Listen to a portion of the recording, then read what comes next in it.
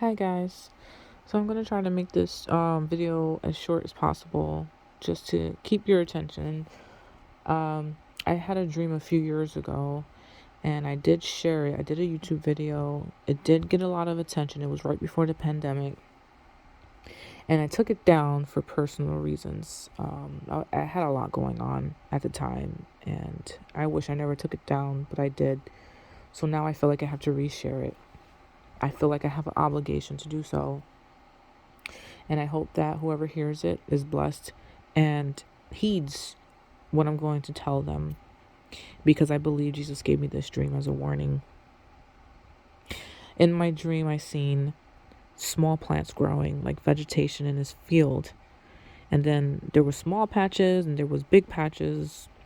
And I seen a man standing in the field looking down, and he was wearing all white. And I just knew who that was.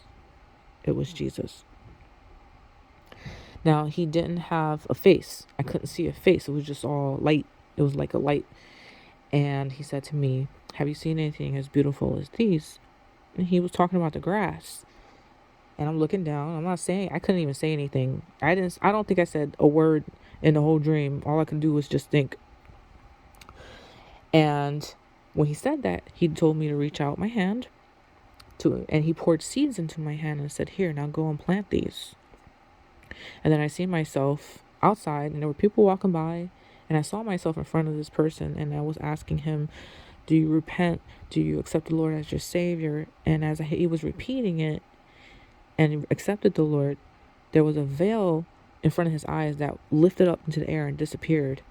And the veil looked like gold, like shimmery gold color. You could see right through it.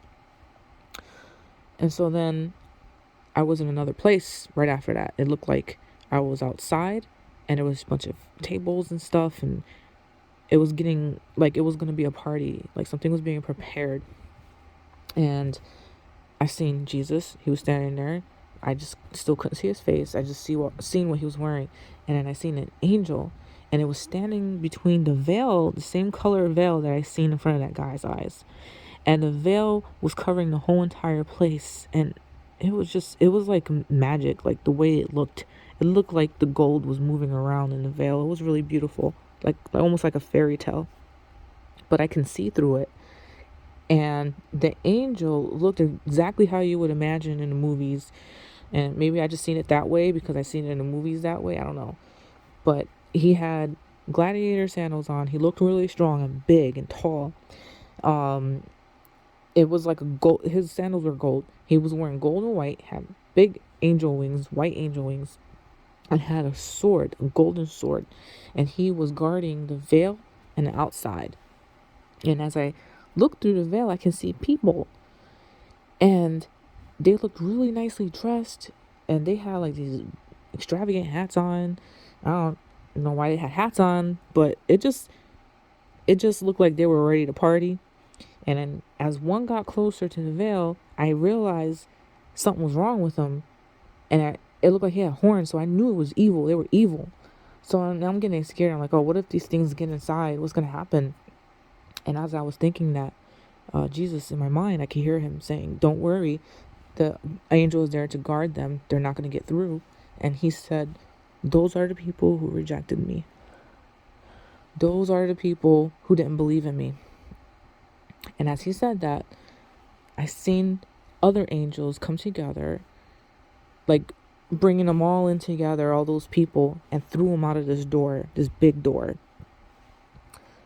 And he told me to follow him. So as I went to go follow him, there was these big French doors, and it looked like I was getting ready to go inside a palace. But when I went in, it was a dark cabin. Now the dark cabin, you can still kind of see what was in there. And I saw an old man laying in bed. He had white hair. And I saw two children, one boy, one girl, and they were watching over him. And then through the window, you can see there was fireworks and a whole bunch of stuff going on outside. And the children wanted to go and look, so they went to go get up to look outside. And the old man told them to stop. Don't go, don't look, don't go back. So the children went back to him. And as he said that, I saw this dark figure just flew right by me. And it went around this banister that went down the stairs, and it knocked 2 lamps down. There was these 2 lamps that looked like regular table lamps on this table. And so I went over and I wanted to go and fix it. So one of the lamps I was able to plug in and fix, so the light turned on. The other lamp, it kept flickering because the cord was so tangled, and I was trying to untangle it and I just couldn't get it to work. And then out of nowhere, I saw these eyes staring through this big door hole. And the eyes, the pupils were like flames. You can see the flames in the eyes moving. And it was so frightening that I woke up sweating, and I immediately started to pray. And I wrote everything down of what I seen, because I just knew that dream had meaning, and that I just knew one day I would have to share it. And my interpretation of it is the grass is the new believers. Jesus said, how beautiful. Have you seen anything as beautiful as these? Right? Because when there's one person saved, just even one soul saved, the whole heaven rejoices. So imagine when there's many. And the seeds is us planting the seeds, bringing people to him. And as Christians, we don't do that enough. We're too afraid to talk about them. We're too afraid of what people are going to say. You know, we can't slack at stuff like that. The whole point is to share the gospel and bring people closer to the Lord. That's how we love on them, by telling them the truth. The veil, wow, that veil, it was over the man's eyes. He couldn't see because he didn't have the Lord. And then when he accepted the Lord, that's it. He could see. The veil was lifted. In heaven, it seemed like it was in heaven, because the way it looked like on the outside, and where Jesus was standing, it looked like he was preparing something in where he resides. The tables and stuff, it wasn't quite ready, but it was almost done. And I think that is his way of telling me it's almost finished. Like, that's it. The banquet's almost done and almost ready for us to come. And the people outside that were waiting, I think those people are not only the people who are non-believers, who never accepted the Lord, but also people who thought that they were Christians, or, thought they had a relationship with the Lord, but they were really wolves in sheep's clothing. Like, you'll have a lot of people who claim that, they can speak to God, or that they prophesy, or they this or that, and they really don't. Just to, take people's money, and they have the wrong intentions. I think those are the people I was seeing. That's why they were dressed nice. And then the old man, I think, represented the world, and how the world is dying, because he looked like he was dying. And the 2 children were us. The outside fireworks, that's the distractions of the world, distractions of the devil, trying to refocus our minds off of God and on him and everything else that's going on in the world.